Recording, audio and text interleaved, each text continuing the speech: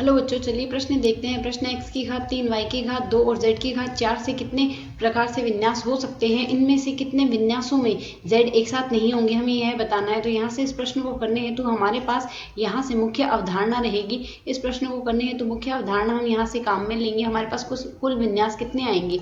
कुल विन्यास हमारे पास यहाँ से लिखे जा सकते हैं जितने हमारे पास वर्ण हो। तो यहाँ से कुल वर्ण बट्टे हमारे पास कुल वर्ण, जितने भी वर्ण आए उन सबको लिखेंगे, उसका फैक्टोरियल करेंगे, बट्टे यहाँ से हमारे पास जितने पुनरावृत्ति होंगी उन सारे वर्णों को हम एक साथ लिखेंगे और उनका फैक्टोरियल करेंगे। तो यहाँ से यदि हम देखें 3 2 और 2 5, 5 और 4 9, तो हमारे पास कुल विन्यास यहाँ पर रहेगा। इसका कुल विन्यास बराबर हम लिख लेंगे, कुल 9 वर्ण है तो यहाँ से 9 का फैक्टोरियल आ गया, बट्टे x की हमारे पास 3 बार पुनरावृत्ति हो रही है तो 3 का फैक्टोरियल लगा देंगे। ठीक इसी प्रकार y की 2 पर हो रही है तो 2 का फैक्टोरियल, z की 4 पर हो रही है तो 4 का फैक्टोरियल। इसे यदि हम सरल कर लें तो 9 का फैक्टोरियल लिखा जा सकता है 9 गुणा 8 गुणा 7 गुणा 6 गुणा 5, गुणा में हमारे पास आएगा 4 का फैक्टोरियल और बट्टे में हम राशि लिखेंगे 3 का फैक्टोरियल लिखा जा सकता है 3 गुणा 2 गुणा 1, इसी प्रकार 2 का फैक्टोरियल 2 गुणा 1 और गुणा में 4 का फैक्टोरियल, ऐसा का ऐसा लिख देंगे।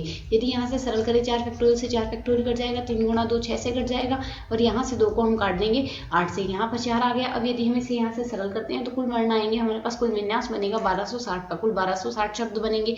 अब यदि हम यहाँ से मान के चले सारे z एक साथ हो, सारे z साथ हो, यदि हम सारे z को एक साथ लें तो उस स्थिति में हमारे पास कुल वर्ण कितने बनेंगे? मान लो सारे z एक साथ है तो z की घात 4 है, कुल z 4 है। बाकी हमारे पास बाकी बचे हुए वर्ण लिखेंगे, तो बाकी बचे हुए में जैसे x की घात तो है हमारे पास 3 और y की घात है 2, इन सबको हम अलग अलग तरीके से व्यवस्थित कर सकते हैं किंतु सारे z एक साथ ही होंगे। तो इस प्रकार के विन्यास हमारे पास कुल कितने बनेंगे?